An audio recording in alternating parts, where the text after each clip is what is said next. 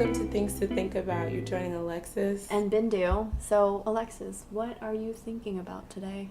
Today, I think I'm about just kind of where I am in life and just this idea of being grateful for the journey. And I think I've been coming full circle and having a lot of great stories and moments that have just really shown me why I've been through certain things, right? And so, have you had any aha moments lately? I think I have aha moments all the time. For example, last time I went home, I really, connected with my mom. And it's one of those connections where it's less like the parent-child relationship and connecting more on a peer-to-peer level. And, really connecting and listening and hearing her struggles and her perspective and her dreams and what she wants out of life and how that paralleled my own, and just having this moment where you're like, oh my God, my mother is a human being. Yeah, that's fact. Because as a kid, your parents are, these abstract authority figures who set rules, and you don't really think of them as people who are flawed and who have struggles that you you don't think that your parents have struggles in the same sense that you do. And so just hearing my mom talk about those things and confide in me and ask my opinion on them, it was like a light going off and saying, oh my God, one, my mom is a real human being. Then also having an aha moment where it's like our relationship has changed. It's like growth in a real sense on both of our ends. And it's so funny you're mentioning your mom, because the family is where it begins, right? And so when you were talking about your mom, I just thought to my dad, because he always said, I remember when I was 4 years old, he said, this night we're going to start praying, and every night we're going to pray as a family. And so that's never left me. So now that I'm 25, and that started when I was 4. And it never left me. It's always stuck. I think family and life, it all kind of comes together in these roundabout moments, right? And I'm just thankful. I'm grateful that I can see why. I could see the progression, like you said, the maturity, the growth over time, because you can't really understand it unless you go through some things, right? Yes, absolutely. Had you not left your mom, had I not left my safe place with my parents, I wouldn't have gotten here. I wouldn't have gotten these aha moments. You wouldn't have gotten them. And you can be grateful to them because you've been removed from them. You've been separate. And you've been able to be your own woman. And so when you go back to your mom, it's woman to woman now. When I go back to my dad, it's grown person to grown person now. You know what I'm saying? And so I can be his peer in that spiritual conversation and that dialogue, whereas before I was a child. I think you also gain perspective. For sure. Right? It's all about perspective and being able to say, you have to be able to take yourself out of the situation, because if you stay in that, we're talking families, when you're staying in that parent-child dynamic, it's very easy to get weighed down by, this is what mom says, this is what mom thinks, this is what mom believes. Whereas once you have that distance and you can say, this is what my family went through, like the adulting, the basic adulting. That's the basics. Struggles that we have. Girl. Like laundry, keeping rooms, you think, I think on the surface you're like, oh my God, that's so easy. But just like the monotony of doing it every day, and then you think on top of that, raising a child, starting up a career, and in my family's case, like adjusting to a whole new country. Right. Culture shock. Yeah, just like putting those factors on top of like stereotypical adulting struggles. It's mind-blowing for me that my parents at the age of like 23, 24 moved halfway across the world where they knew absolutely no one with a 9-month-old baby and just started a life from scratch. That will be forever awe-inspiring for me. Definitely, and endless gratitude from my end. Yes. Absolutely. Right. It's like the things that they encountered as young people our age and younger. we could never imagine or experience ourselves, right? Absolutely not. And I think about that too. I'm 25 now. My parents were married by my age. Like you said, it's just those profound moments of like, wow, you did this. I'm grateful for your journey, you know, and we don't know the ins and outs of it.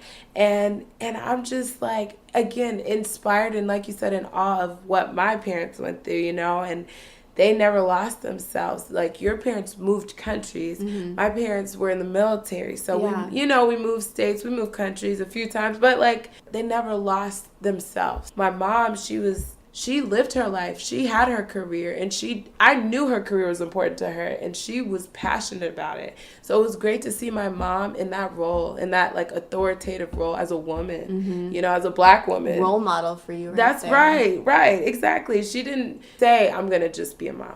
I'm gonna do what I want to do. You know, I'm going to be who I want to be in the Air Force, in the military.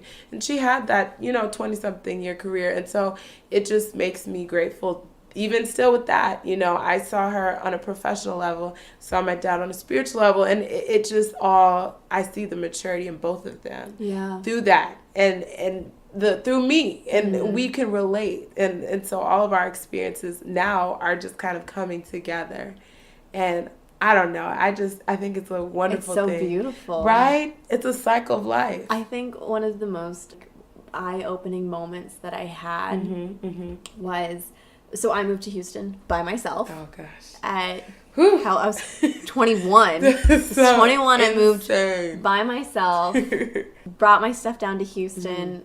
But I remember that it was never a moment of, can I do this? Or doubt. I think that was funny. Because I had, like, family friends being like, oh, are you sure you can do that? Right? I had extended family being like... oh my God, that's terrifying. And they tell my parents, you're letting your daughter go by herself. And like, she's like, know anyone? And there's no one there for her. Oh, and I think it got to my dad because at some point he was like, do you have to go to Texas? Right. Like, yes, Dad, I'm going. But that independent streak in me, or that confidence that I had, I didn't question it.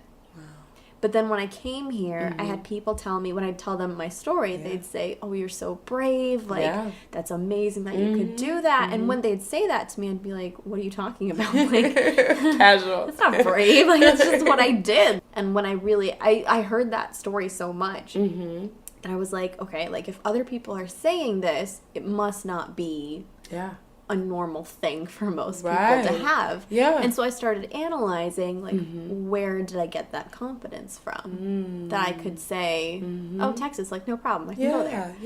The conclusion that I came to was that it came from my mom. And the stories that she would tell me. And because most of my mother's stories were talking about how, even though she was a girl in India, she was breaking gender stereotypes. I mean, like, she was traveling places by herself. She was very independent. She, took care of herself. Never, ever for a second doubted if she could do it. And growing up, my mom's done a ton of stuff. I mean, she went back to college when she moved here. She changed careers. She had my brother at an older age and had to go through parenting all over again. She started dancing at the age of 35. And I think, even though I never knew it outright, just seeing her do all of those things, and she never doubted herself. She never said, can I do this? Can I achieve it? It was always, this is happening. Right. And I think having someone who modeled that kind of inner, like, self-belief. And not making a big deal out of it. But just acting like, of course I can do this. I think that instilled in me, and that's one of my, like, aha moments, that full circle, like, I am who I am because she was who she was. Unapologetically. Yes, absolutely, unapologetically. Even though all the haters were like, you sure you want to do that? Right, questioning. I don't need to hear them. No, that's amazing. And it's like you said, B, you don't see it until you live it, right? Until you moved out here by yourself, you never knew what that was. You couldn't name it. You couldn't really face it until you experienced it, right? Until someone else called it out to me. Wow.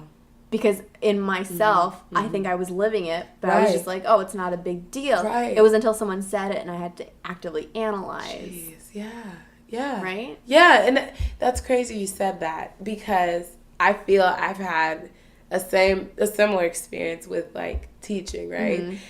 It's funny because everyone named it before I even knew it. I kid you not, like everyone in my life was saying I needed to teach. It was funny because, like you said, it's like people see in you things that you don't see in yourself necessarily, right? They were naming something that really fit me, that suited me, that catered to my service spirit, right? And that service spirit I got from my parents. Like I can see the roots. Like it's in my parents, it's from them. You know, in the military, they were serving. They were community active people. Like they started a whole feeding program just because it was in their hearts to do. It was on their spirit to do, right?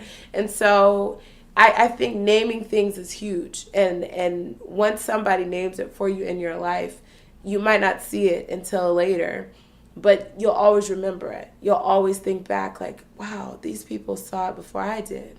But when you have that full circle moment, it's like, I see why I'm doing this, and I see the generational cycle, the positive generational cycle of whatever it is, you know, your tenacity from your mom, my service from my parents, like it all comes back full circle. And I don't think that's a coincidence. I think that's really just life working the way it's supposed to, right? It's a beautiful process. It is. And Inherently, yes. And I'm just grateful for that. Thank you, B, for your thoughts today, and I'm looking forward to your other insights. And thank you, Alexis, for your spirit and your ideas and just being your wonderful normal self. And thank you so much for listening and joining us today. And remember, whatever you do, do it with love.